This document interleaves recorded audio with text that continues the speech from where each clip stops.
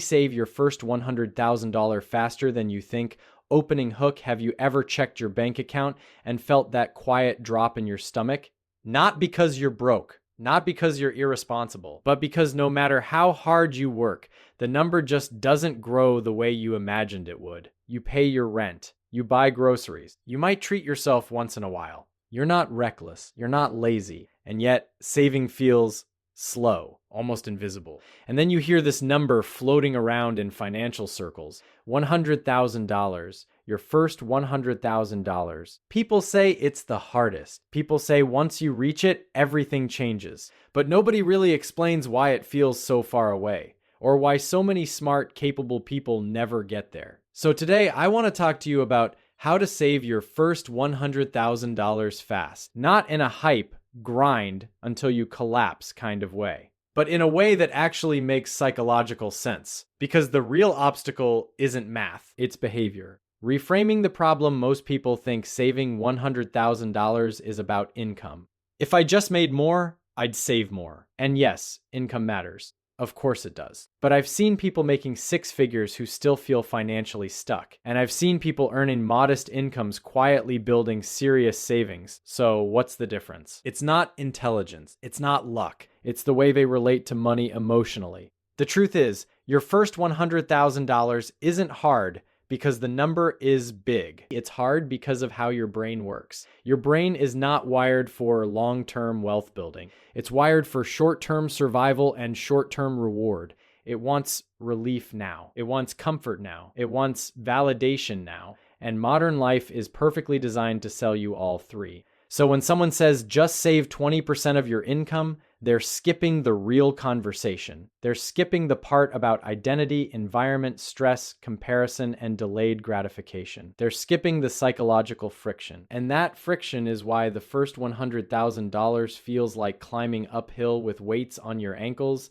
But here's the reframe. Saving your first $100,000 fast is not about extreme sacrifice. It's about reducing friction. It's about designing your life so saving becomes the default instead of a daily fight. Deep explanation why the first $100,000 feels so slow. Let's break something down honestly. If you start with zero and you're able to invest $1,500 per month with an average 7% annual return, you'll hit $100,000 in a little under 5 years. 5 years. That sounds long until you realize 5 years pass anyway. But most people don't consistently invest $1,500 a month. Why? Because life doesn't feel consistent. Rent goes up. A family member needs help. Your car breaks down. You get tired and order food more often. You tell yourself you deserve the vacation. And you do deserve good experiences. That's not the issue. The issue is volatility in behavior. The real enemy of the first $100,000 is inconsistency. When your balance is small, growth feels invisible.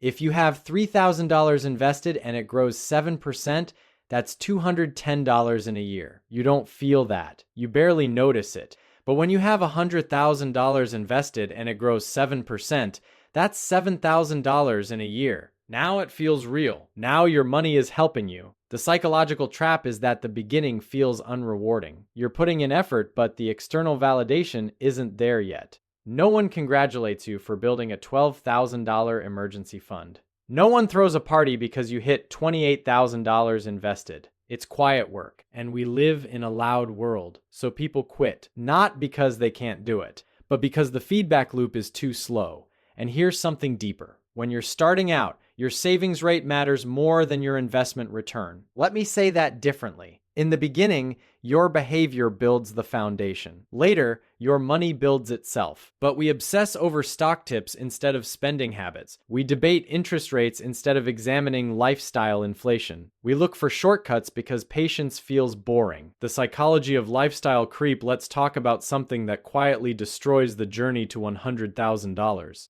Lifestyle creep. You get a raise. You upgrade your apartment. You switch jobs. You upgrade your car. You start making more. You upgrade your daily habits. None of it feels dramatic. It feels normal. You worked hard. You earned it. And that's true. But here's the subtle danger. If every income increase is matched by a lifestyle increase, your savings rate never changes. You feel richer, but you're not freer. The person making $60,000 and saving $1,000 a month is building more freedom than the person making $100,000 and saving $500. Income matters, but the gap between what you earn and what you spend matters more. And closing that gap requires emotional discipline, not financial genius. Because spending is emotional. It's stress relief. It's social belonging. It's identity signaling. It's convenience. It's exhaustion. You don't overspend because you're bad at math. You overspend because you're tired or anxious or comparing yourself to someone else online. The turning point here's where everything changes. You stop asking, how can I save $100,000? And you start asking, how can I increase the gap? The gap between income and expenses, the gap between impulse and action, the gap between wanting and buying, because that gap is where your first $100,000 lives. Once I understood that, I stopped focusing on perfection. I focused on margin. If I could create even a 5% wider gap this year than last year, I was winning. Not because it felt impressive, but because it compounded. And something strange happens when you prioritize the gap. You become calmer. You stop chasing every upgrade. You start questioning purchases more gently, not with guilt, but with clarity. Does this actually improve my life, or is this just temporary? Dopamine.